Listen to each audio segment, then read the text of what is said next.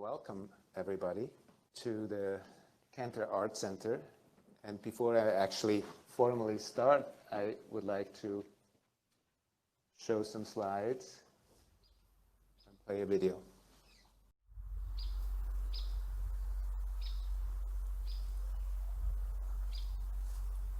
Stanford sits on the ancestral lands of the Muwekma Ohlone tribe.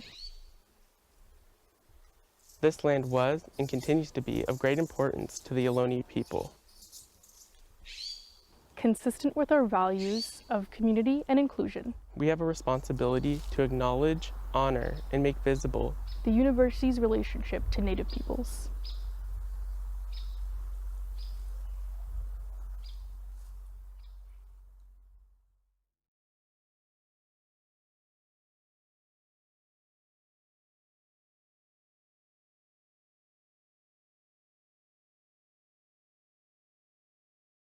So welcome to Mojave Ghost, Across Ground, two contemporary approaches to the landscape.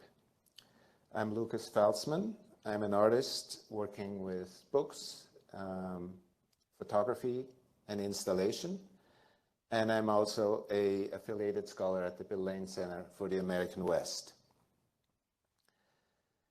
And I wanted to start by thanking the Bill Lane Center and its director, Bruce Kane, for supporting my project and for hosting this event, but also for doing really important research in relationship to the American West.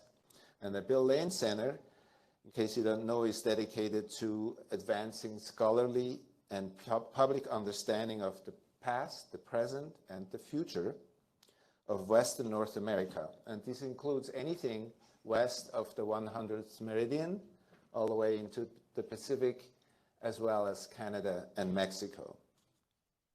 And the focus of the center is on the environment, on energy, on Western governance, policy, and history, arts, and culture. And the last section is under the Arts West initiative, which is also sponsoring this event.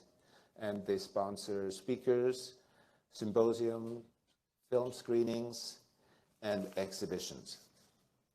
So thank you, Bill Lane Center for the American West. I also would like to thank the Stanford Creative Writing Program and Nicholas Jenkins for co-hosting this event. And I would like to thank the Gander Art Center for making this space available and participating as well. And lastly, in terms of my project, the Guggenheim Foundation in New York, which supported the project. So now it is my pleasure to introduce Forrest Gander. Forrest is a poet, a writer, a translator, a traveler, a walker. And even though as a poet, he produces sound, assuming that poetry wants to be heard, wants to be read aloud.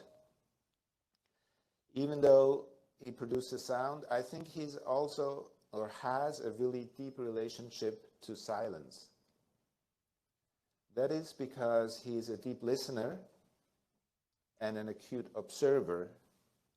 And he's not only a listener to the interpersonal, but also to nature and to the landscape.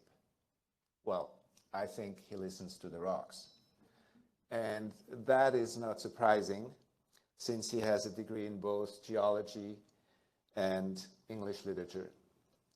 Forrest was born in the Mojave Desert, and his most recent work, Mojave Ghost, which he will present, returns to that place. But he returned not in a straight line, but walking along the fault lines of the San Andreas Fault in the company of a loved one, and arriving in his territory of birth, which is also an embodiment of his mother.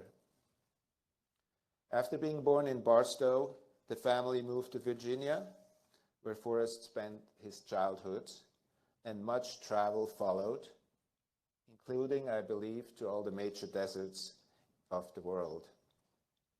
Meanwhile, Forrest lived in San Francisco in Mexico, Eureka Springs, and Providence. While there, he taught at Brown University as the professor of literary arts and comparative literature. Now, Forrest lives in Northern California with his wife, the artist Ashwini Bhatt. Now, the list of accolades is very long, and I'm not going to read them all. You probably already know that he won a Pulitzer Prize in 2019. But what I thought would be more fun is to read a list of his book titles, because this almost forms a new poem or a poetic list. And these books that I'm going to read out to you do not include the 15 books that he published as a translator or the collaborations that he made with artists. So these are all titles: A Faithful Existence, Red Start, An Ecological Poetics, Water's Edge, Riding on Water, Rush to the Lake, Eggplants and Lotus Root, Lynchburg, Deeds of Utmost Kindness, Signs and Steepleflower, Torn Awake, the Blue Rock Collection, Eye Against Eye, Core Samples from the World, Echo and Coma, Be With, Your Nearness, Twice Alive, Not, As a Friend, The Trace, and finally, Mojave Ghost. Please welcome Forrest Gander.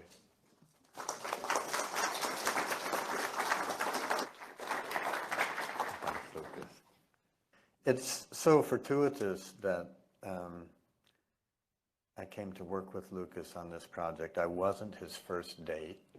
I wasn't his first person to ask, but the person he asked suggested that I might be a good person to work with him. And it turns out that Lukas and I have a whole lot in common in terms of our obsessions and aesthetics.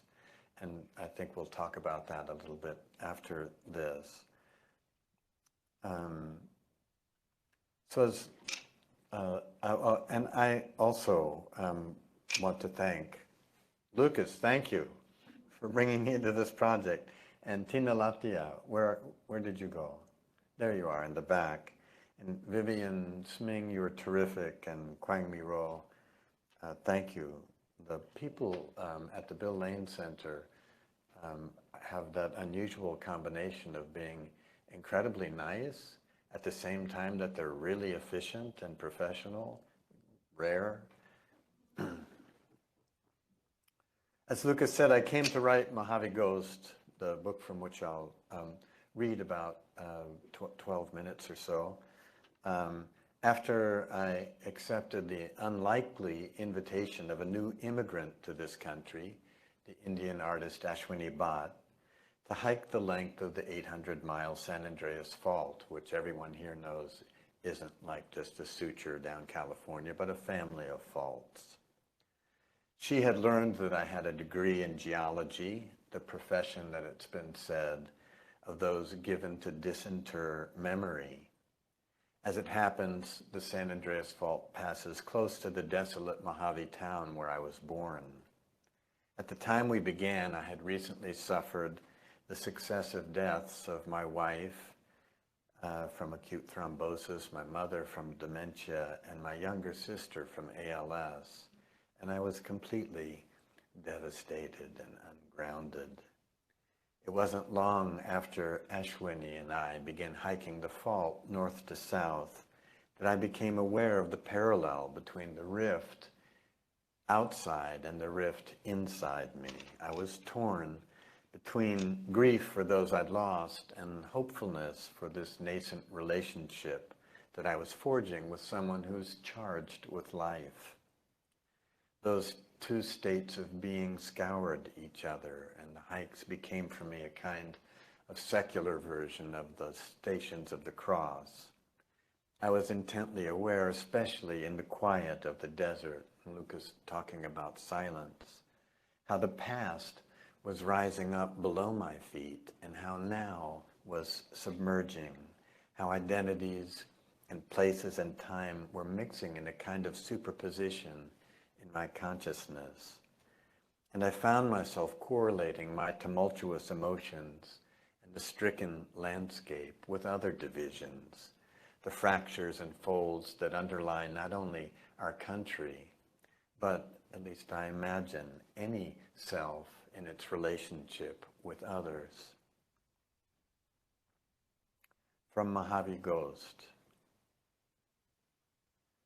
Though no one called, I looked back again. Searching for their night roost, tiny birds drop like stars into the darkened dead trees around me. I had thought dreams were like water, that we can't smell anything there. And then you visited me, your body whole again, but with the must of extinction on your breath.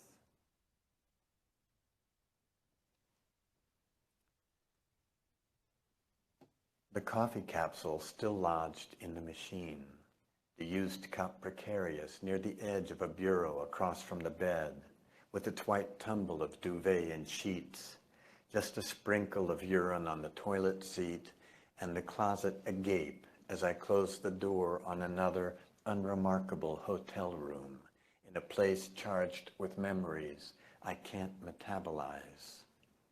Maybe Pascal had it wrong.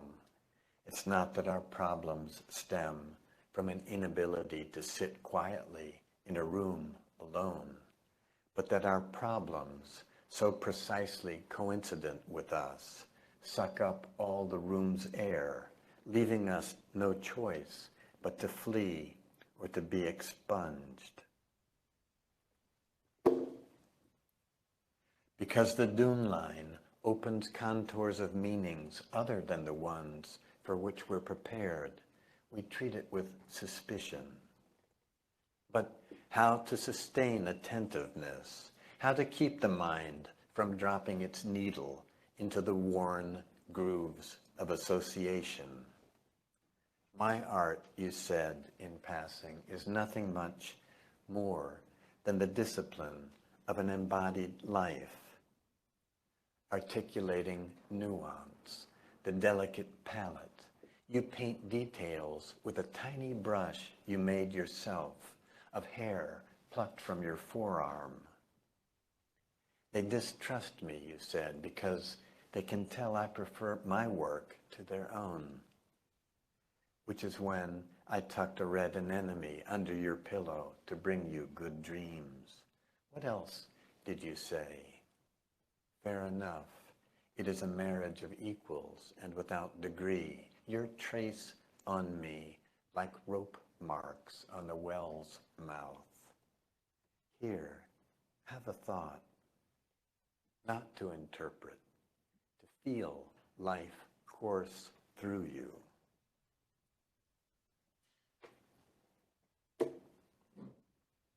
But I was a jukebox. What came out of me was just what other people wanted to hear. Let's let sleeping dogs tell the truth. I see the lives of others, but not their actual lives. The more I try to remember it, the more the word fades. Time metamorphoses memories and buries them. There's no restitution. Gradually, they fold in on themselves, irretrievable.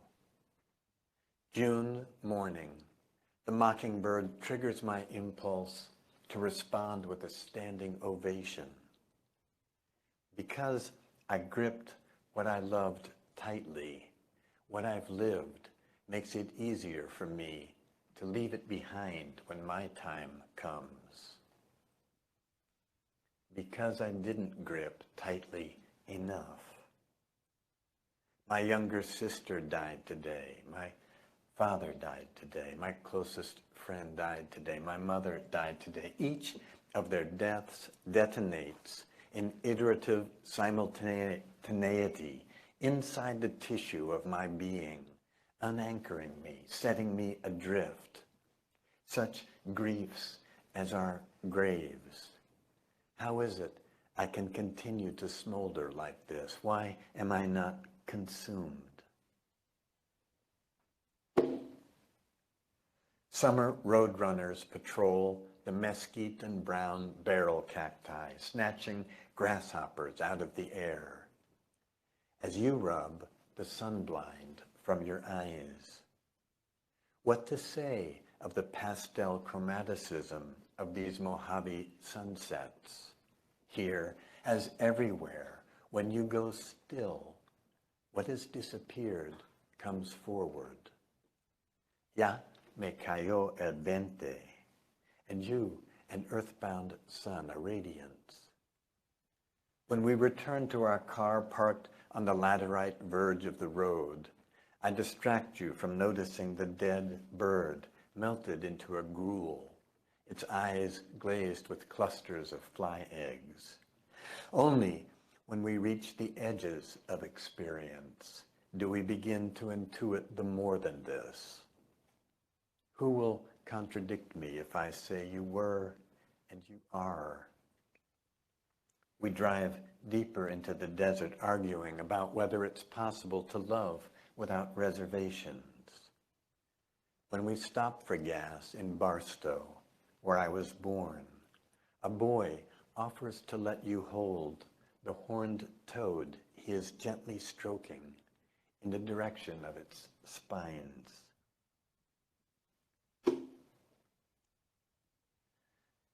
So what if worlds are boundless? I caught myself filling in with the non-returnable particularity of this one afternoon, squatting and listening to a desert marigold bloom, when the hum of an invisible plane made me suddenly aware of the sprawling underflow of stillness around me. It was not loneliness I felt, but some nevertheless of enchantment. Those constant bearers of meaning bore me. I want to open wide now to the absence of concept, understanding, representation, to the inward flare of exhilaration, to the gratuitous revelation of mineral forces. Isn't the materiality of this Joshua tree, its living presence, more than what it means? But here, you said, at the time of our intrusion, you said, this zone here is not one of the Earth's sentences, but an overdub of stutters. Here, where we're walking on this slumbering crack, a complex, you said, of tensions right here, and you bent and touched your finger to the warm, ant-fenestrated dirt, while I surveyed the hairpin turn in the arroyo beside us. And then you stood and brought it, your finger, to my lips. You said, here, and you watched me as the taste, part you, part earth, brought a change to my face.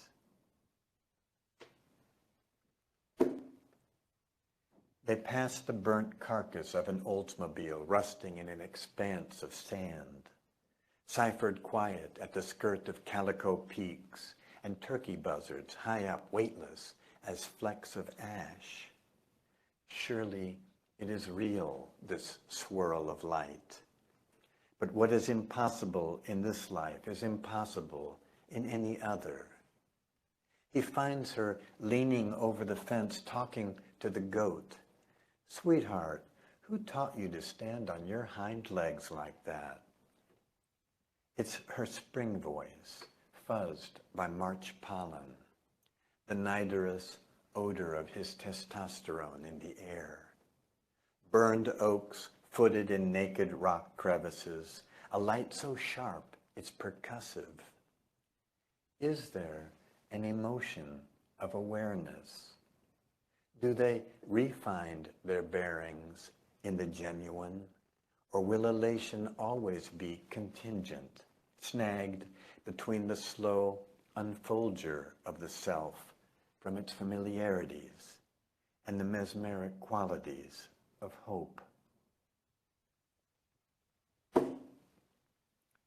The Mojave, where whatever he is debouches from its sluice, what is more sacred than the gratuitous opulence of this emptiness? She can see how she looks to him in his face, can see she is gorgeous. How do I measure the inner experience of aging, the and yet, the and still of your affection? You disappear into my line of sight, and here takes its shape from you. Then I'll finish this section. The poem is like that. It doesn't have any titles until this last poem at the end, which is called Rift Zone. And a shell jacket and approach shoes are just equipment used by rock climbers. Rift Zone. And so find myself in a shell jacket and approach shoes, strolling past boulders on the Zurich Canyon path, limbed with mustard flowers, as though it were my garden, as though I'd never drawn those distinctions that separate me out, as though I hadn't long back expelled myself from all that wasn't myself. But where is the human place in geologic time? Is there some quality in me that links I am to the remainder, to whatever is left over, left out? What in the world have I left out of me? Adjusting a headband beneath my hat, I lift the binoculars to my lined face. Displaced by lateral slip, the mountain's slopes have gone wonky. A human life, what is that anyway? Even here at the disturbance zone, I find myself pierced by birdsong, standing among trunks and vines, risen from the ground like the births and messages they are. A riven land, this place belongs solely to itself. From the wall of a crevasse, tree roots jut out into air. The fault is the Earth's junction box, where its wires are bared.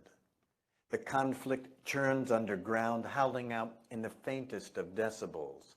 Of course, there were signs, but no one of us witnessed the ballet of trees as the tectonic strain below them rose, and they inclined suddenly toward each other from where they stood rooted to the parted lips of a widening rift.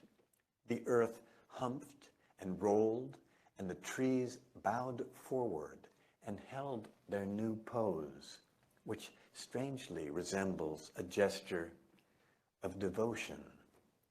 But back at the start, I was occupied with myself, as though I were never to be apart, as if I weren't both in and of it.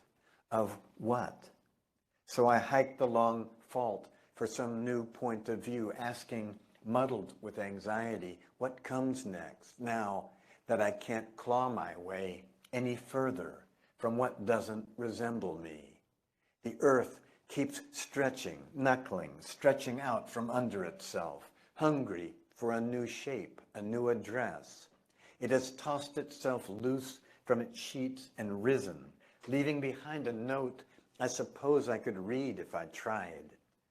The fissures run through everything, even through my remaining years, which I can count probably on my fingers. I fan them out and stare at their ruptured, upturned faces, the faces of my remaining years. I try reshuffling them, but no, they grimace one through the other. They release a sulfur smell. Their solidity dissolves like long clouds of filth entering a river. My time is here and not. Feet dangling, I'm perched at the edge of what?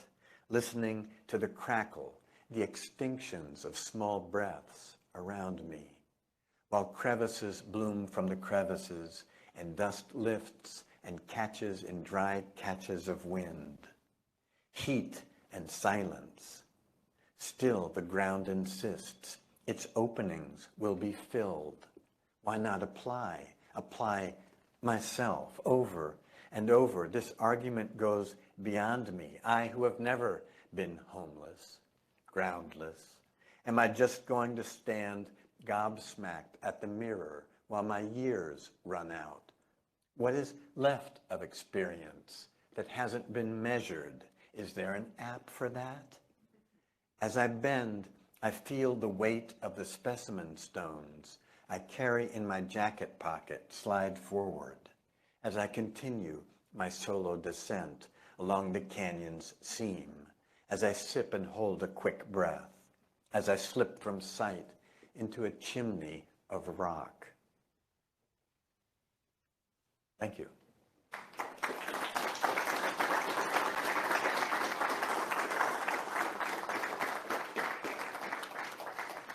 So Ground is one part of a two-book publication across Ground that Lukas published of photographs.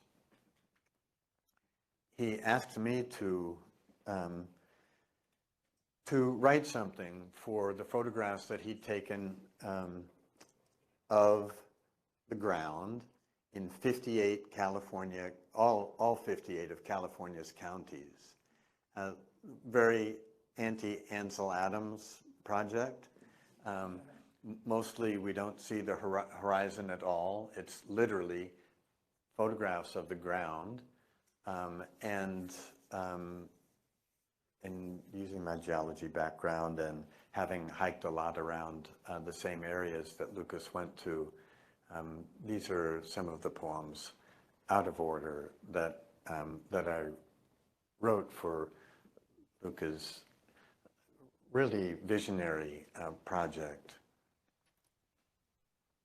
Are you ready, Lukas?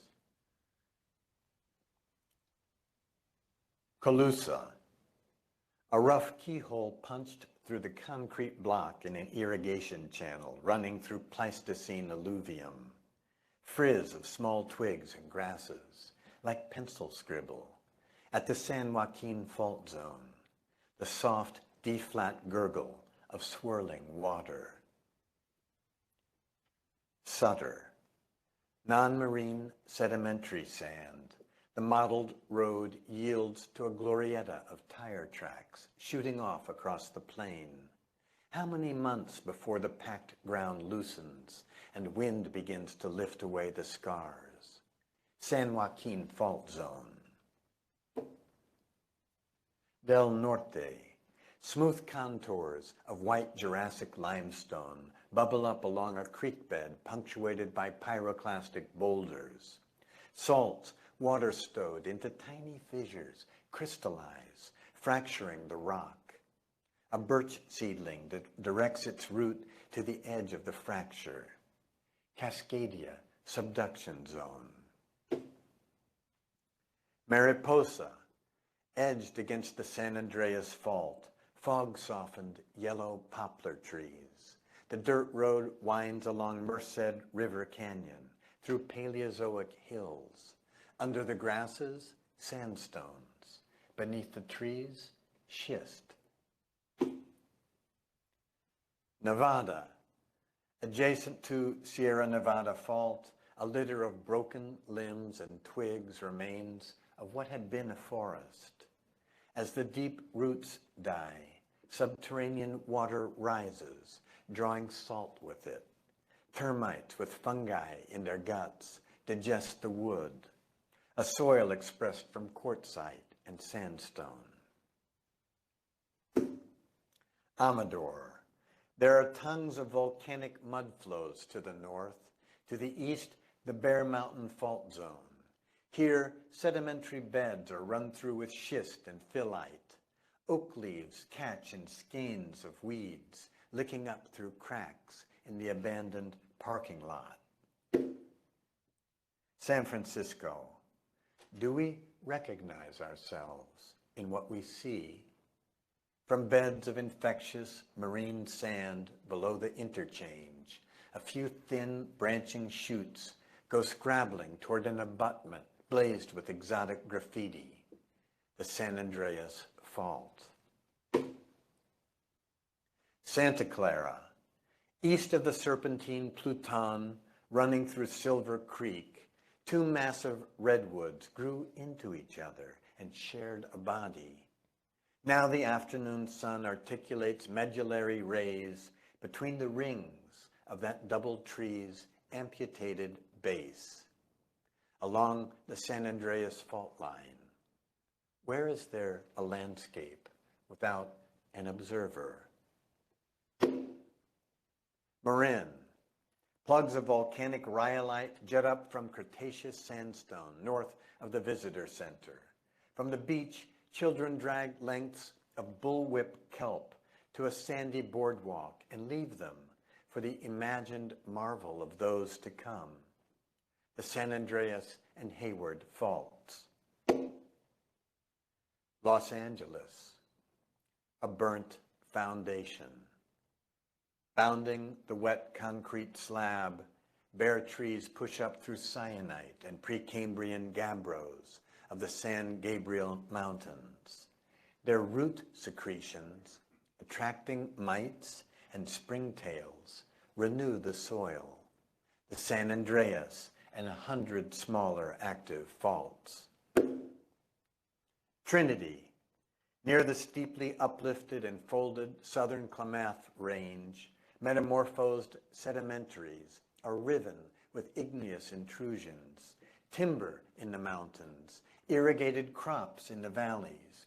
Two sets of bike tracks temporarily scar the slope of a construction site.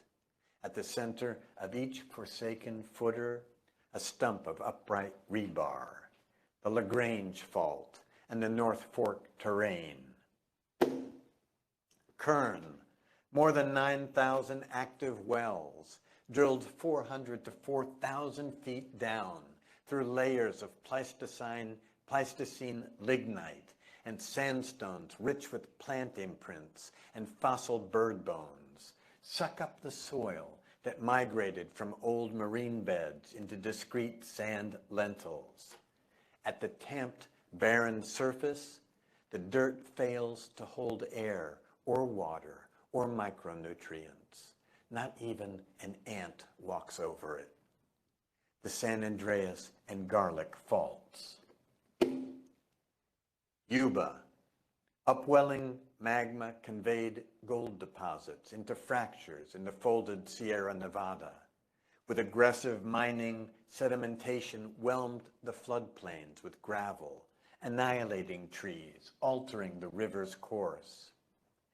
Needlegrass, blue wildrye, and broom sedge now undulate in an old stream bed. Cleveland Hills and Sierra Nevada faults, the road relinquishing itself one chink at a time. Alameda, loose lake deposits underlie islands of sawgrass linked by a zigzag boardwalk.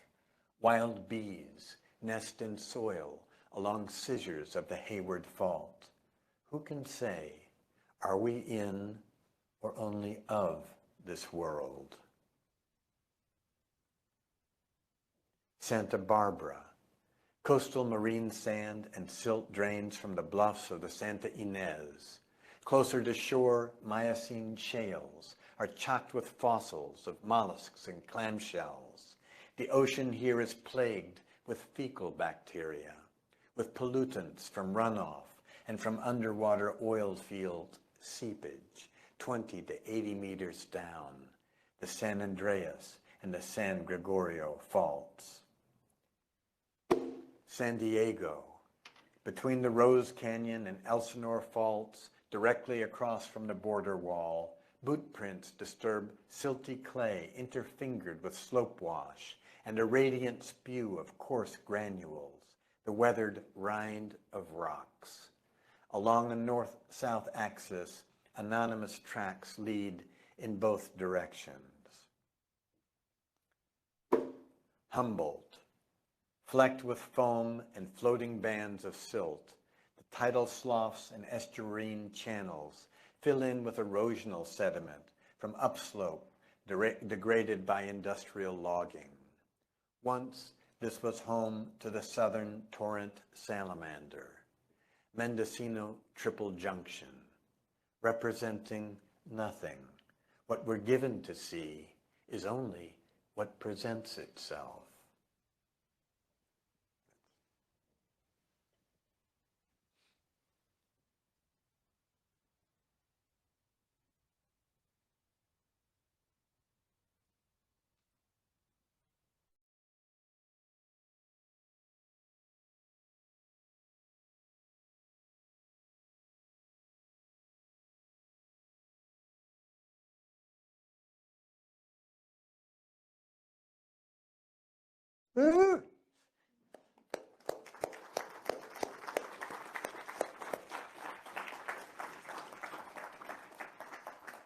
While I was making these images of ground in each county, and after I was making them, I let that grid, which was really a grid to let me access the land, to make me go everywhere, I let that invisible grid fall away and roamed freely.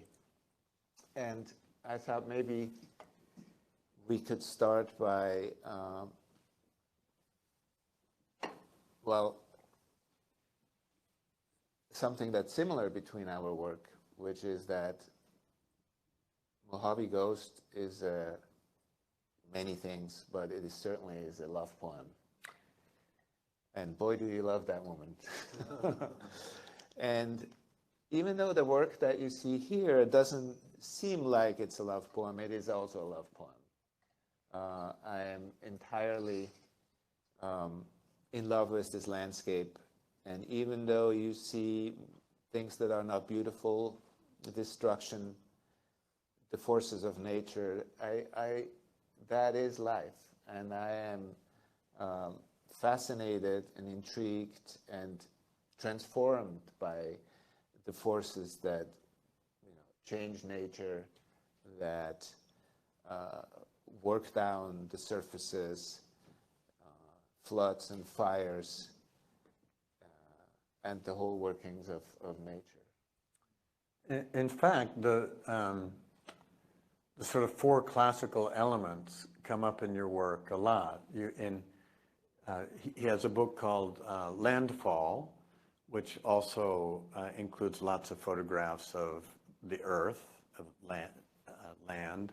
He has a fantastic book of photographs called Swarm, which is about birds swarming in air. So that's earth, air. What is the Hindus have a fifth element, which is aksha, which is sky, and so that's also sky. And you have a book called The Waters in Between, which focuses on water. Fire, you haven't done a whole book, but it must be coming. It's coming. It's all around us. Yeah. As a matter of fact, the image of Los Angeles County that I did 4 or 5 years ago, that burnt foundation, was maybe a premonition. And when I put that into the sequence, I thought, that's not Los Angeles. Los Angeles is not really burning like that. That image was taken on the other side of the San Gabriel Mountains, near Palmdale. But it seemed like foreshadowing. Yes. Yeah. Yes.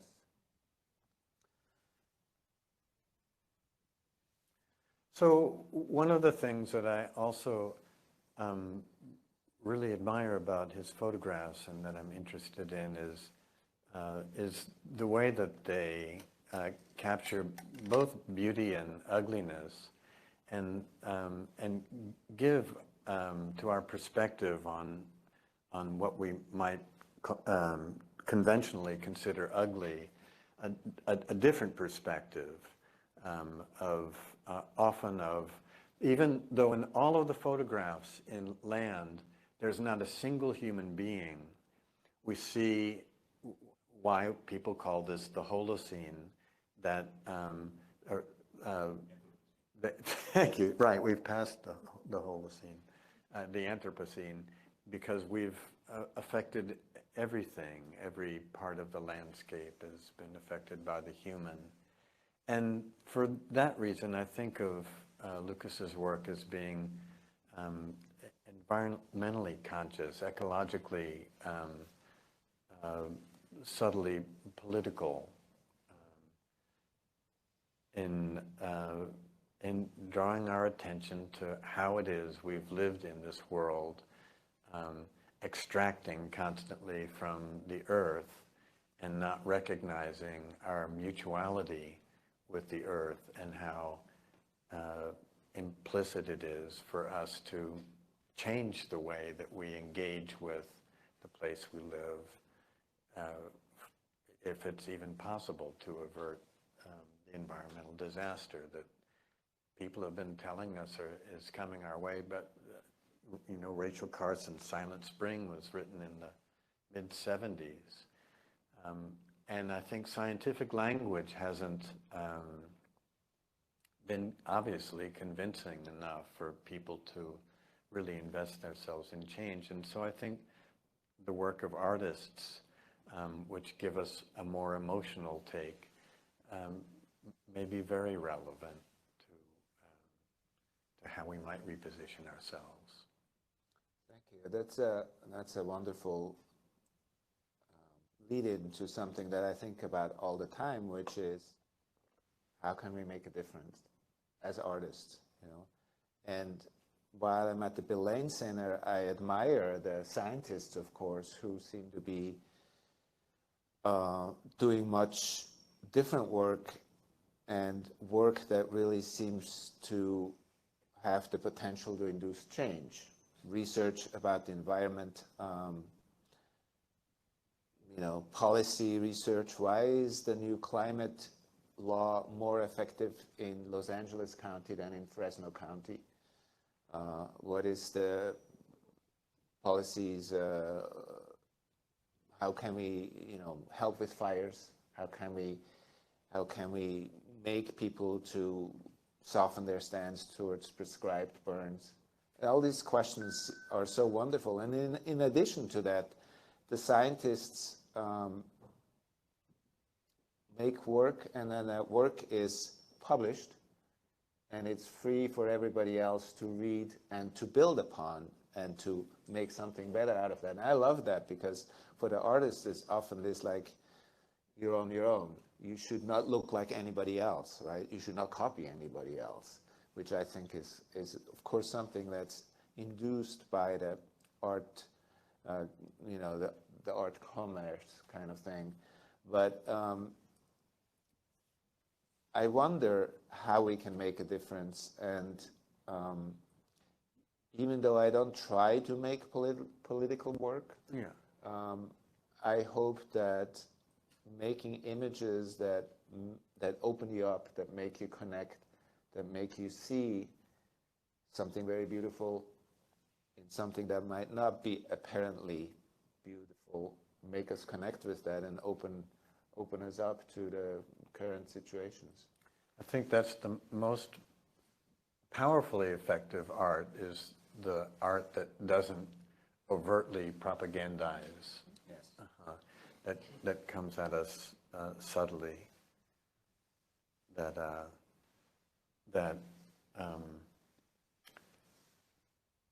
Who is the artist who says, when you see bad art, it's, wow, huh?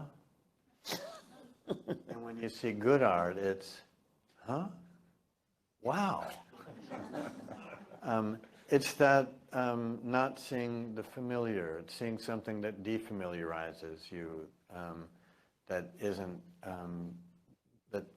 part of that rut of perception that we all live in, can open us up to experiencing something new. And I think that's I think all of you know too, that's why art has been so valuable. It opens us it opens us up. It expands our wingspan. It expands our perspective. It can add to the nuance for our language for dealing with what we feel. And art does that better than economics.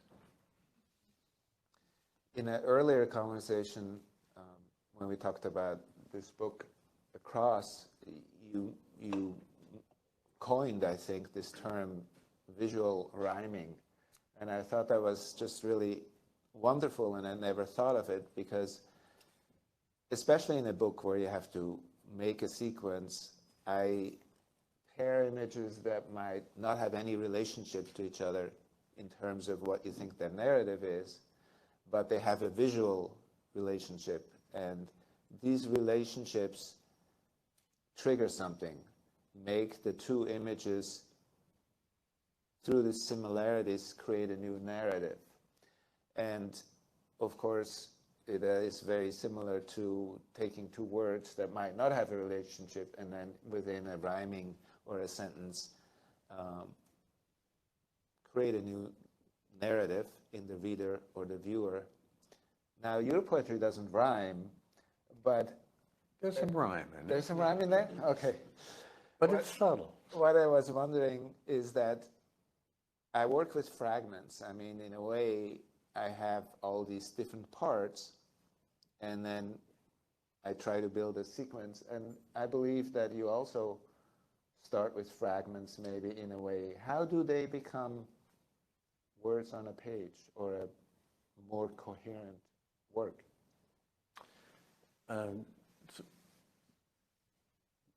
Let me think about that. And while I'm thinking about it, I want to remind you of how Lukas introduced himself. I think the first thing he said was, "I make books." And you'll see in the book Across, which is the many colored photographs, this thing, the image rhymes. He's really careful about when you open the book and you see an image on the right and an image on the left, there are these rhymes, the image rhymes that connect them, that draw them together, that make you link things that aren't necessarily originally linked. And that's a really thrilling way of going through the book. I really, that just energized me so much. And then each time I went through, I would see other little things. And I'm not imagining these. You will see them too when you look. They're there. And they make connections. That's what it seems like human beings are best at when they're at their best, is making connections between things and finding meaning in those connections. Like you said, I take lots of notes on reading and hiking and everything.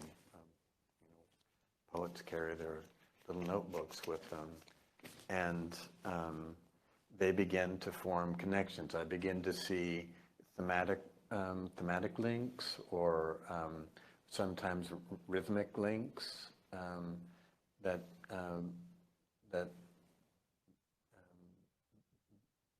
begin to build.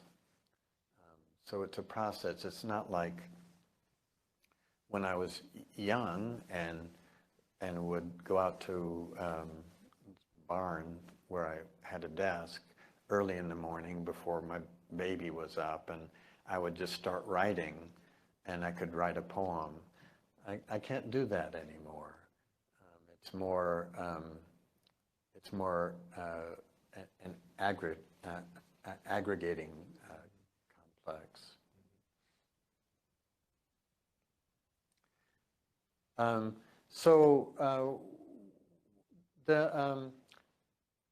In East Germany,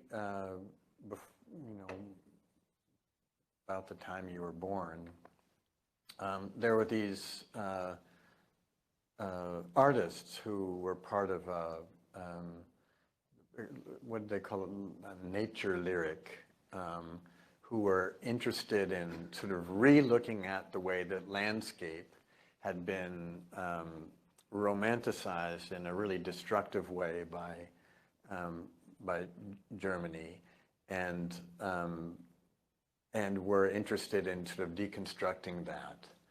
And I was curious if that work had affected your take on landscape, because you've been very focused on land. And there are photographs in Landfall and in all of your books that could conceivably have appeared in ground.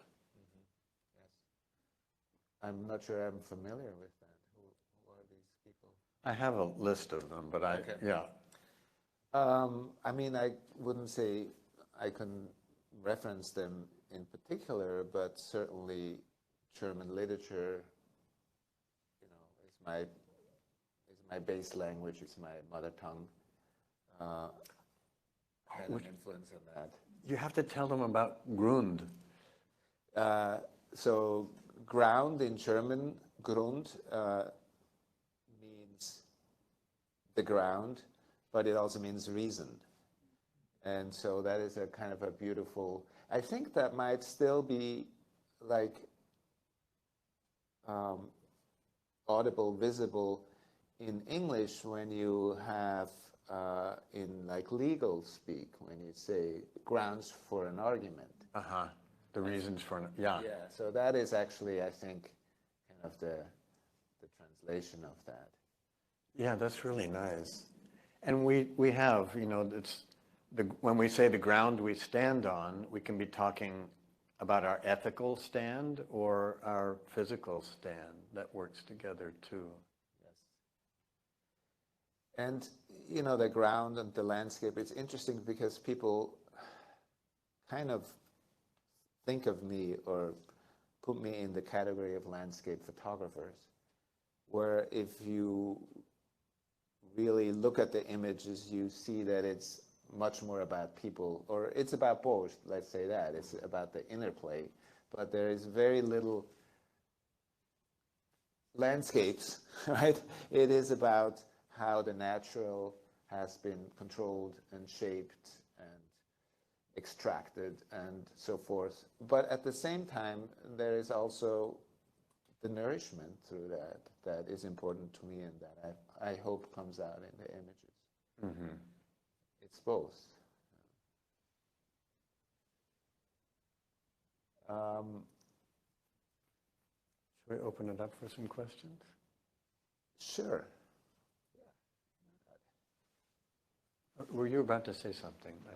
I was just gonna see what else comes up because I can't really see what's going on here.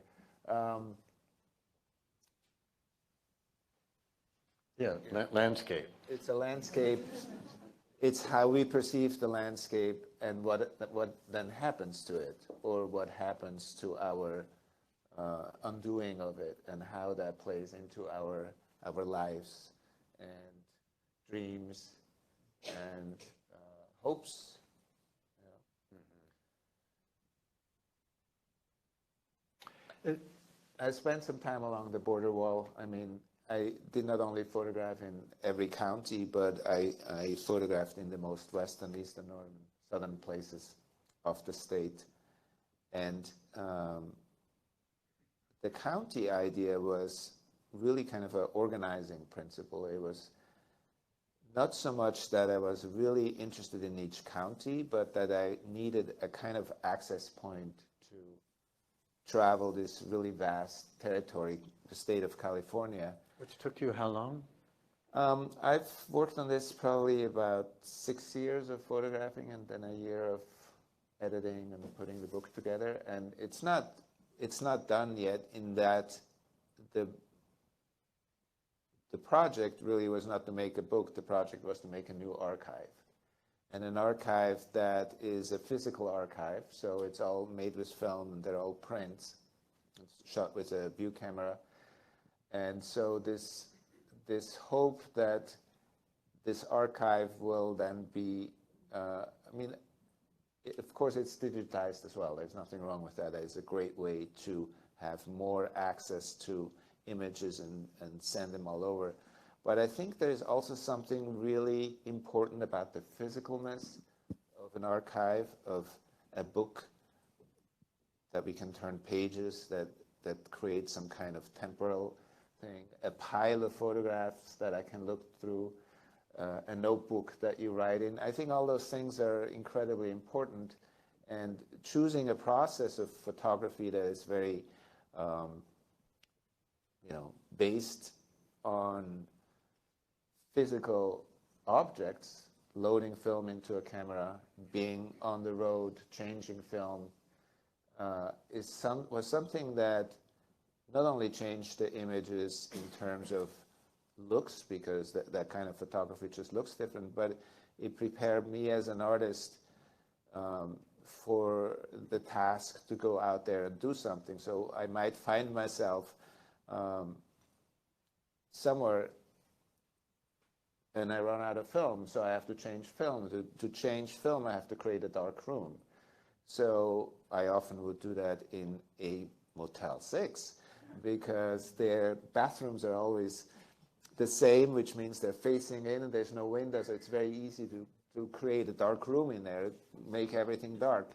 So I find myself in this bathroom changing film and thinking about how strange but yet wonderful it is that to capture light, which was what I was going to do, I first have to create this darkened room.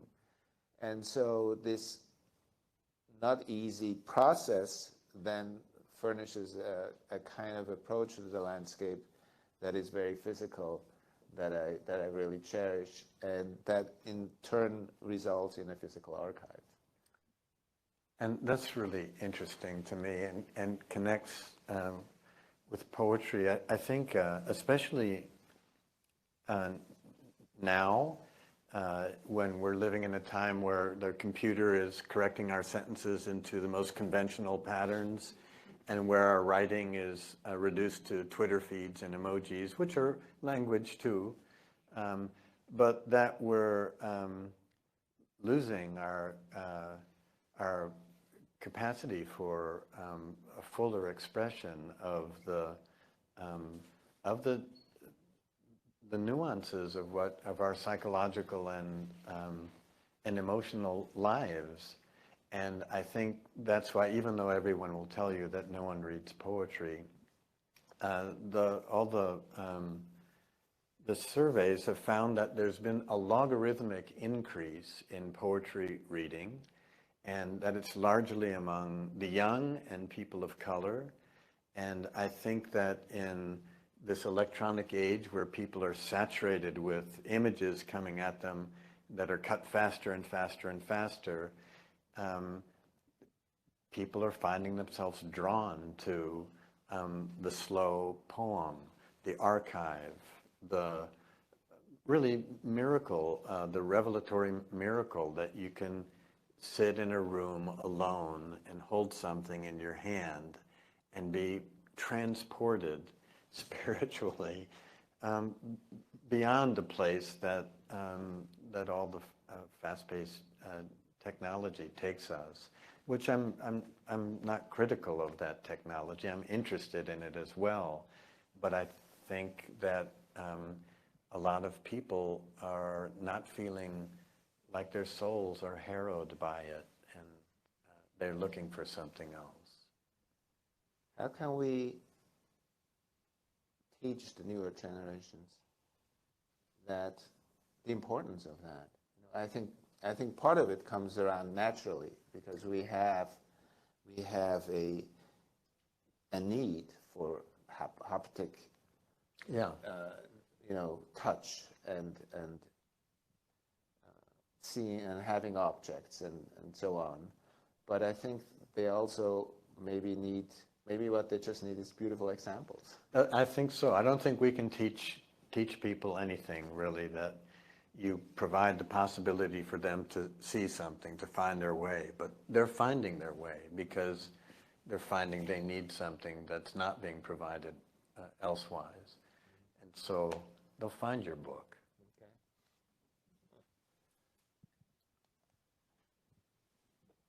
All right, well, let's open it up to some questions, if there are any.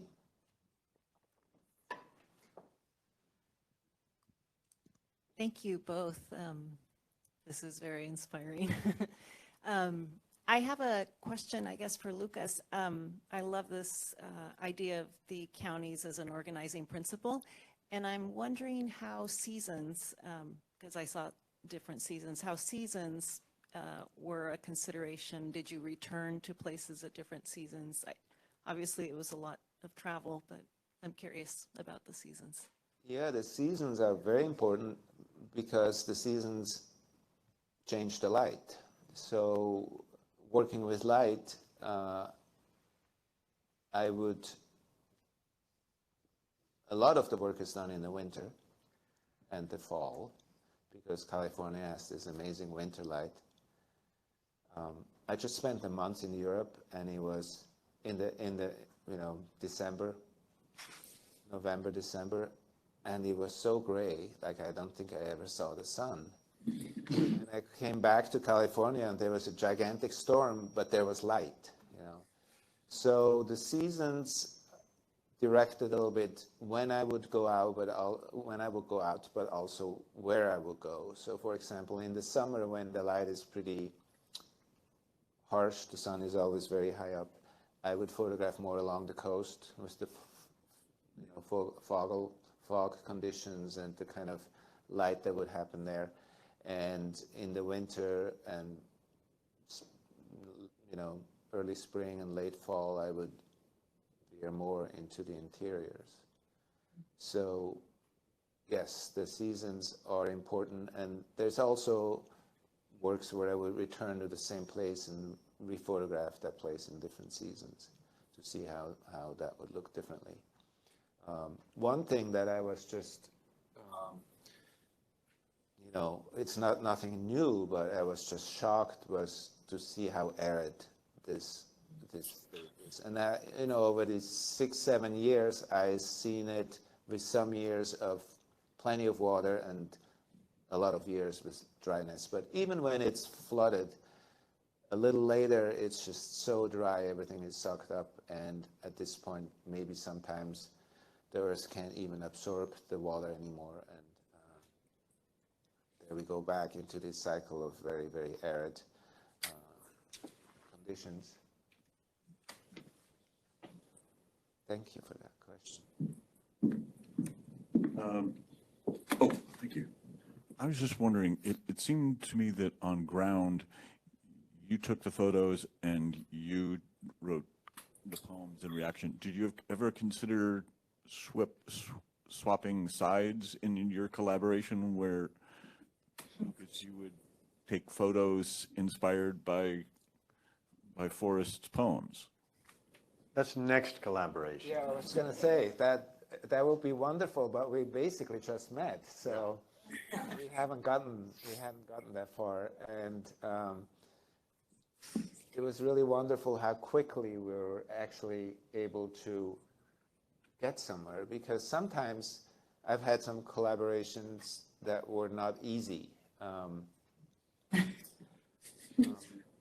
One of them was John Berger, who was a person I really admired, and seeked out and sent him a book, and he responded and said he really liked the book and come visit me sometimes, which of course I did immediately, and asked him if he would write something for another book. And first he said no, because he was too busy, and so I kept on questioning, going back and showing him maquettes, and then finally he said, oh, I got into this new maquette and I'm written something, and I didn't like it.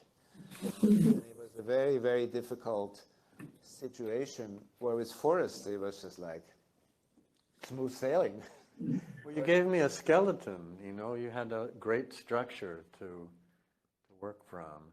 Yes. And then also just thinking that I didn't have to write things that were like poems, because you weren't photographing things that were like landscapes. So, yes. And I think also we have a lot of shared sensibilities already, so that within our own medias, we could answer each other and kind of create this song or bigger poem together.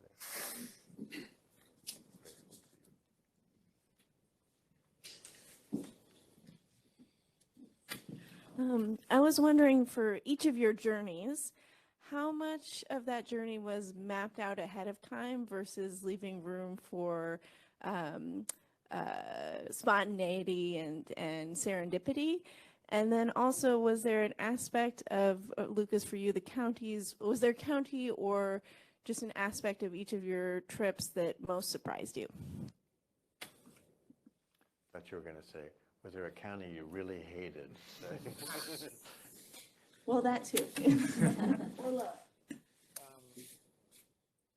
Well, in terms of mapping it out, I had photographed in California quite a bit before. For decades, I've made a book about the Central Valley and made a book about the Farallon Islands. But I wanted to go everywhere, because I believe that every place is interesting if you look enough. And I did not want to go re-photograph, the Redwoods or Venice Muscle Beach or Yosemite. So I said, I just want to go everywhere. And I could have maybe taken a dice and thrown it on a map and see where it landed. But then I thought, well, if I had some kind of grid, then I could just go into each square or each part of this grid. And the grid was already existing, the grid of the counties, which is sometimes political, geographic, at other times, and often arbitrary, which suited me just well. So the idea was just that I place myself into each of these counties and make make a horizonless landscape of the ground. And then once that is done, I would roam without any limitation. And so that kind of was how the traveling functioned. You had a little bit more of a guidance through walking. More of a structure, because it was such a long distance. We planned it we would travel from the north to the Salton Sea, and we're doing it in stages. So also, motel stops and things like that. But when we were actually walking in places, there were things that we might be looking for in particular, like Walker Creek, because we know there's supposed to be a real bend there. You know that? Yeah. Cool. But then we would see something like, you see far away across the Carrizo Plain, and you see up against the closest hill a line of green, and you know that that's an oasis, and that's an oasis because the fault line has passed through there. And so we would explore other things also. So it was a little of both. Surprises? Surprises, what was most surprising to me was how modest some of the markers for the fault were. That you knew the fault came through here, but if you didn't know that, you would never notice that the curb in the suburban neighborhood where you are is offset like just a few inches. But that's, along the main part of the fault. So the way that the earth covers itself after it moves, so that it's not just such a drama at ground level. That's another Grund and reason. We call it ground truth. At the ground truth, it's often quite modest. You have to look hard. And then when you see the dramatic moments, they're just stunning. Would it be fair to say that more often than not, you saw nothing of the fault line? Oh, so much of nothing. But that goes with the silence. So what you see is inside yourself then. You hike you hike and you hike and you hike across the desert, the Mojave, the Criso Plain, and if you get out of a car in a place like that, you think that it's empty and silent, and that the more that you're walking through it, the more you realize it's so full of sound and life and wind, and the more humble you feel with this godlike sun above you, and you're completely exposed and vulnerable, even if you're wearing all your proper clothes. You're kind of naked in one of the fewest places, deserts, that show the least sign of human activity. So it's very humbling. I think that's why people have gone into the desert for millennia, from almost every culture, for visionary experiences, because the ego recedes. We have one final question. All right, thank you so much. Thank you very much for coming.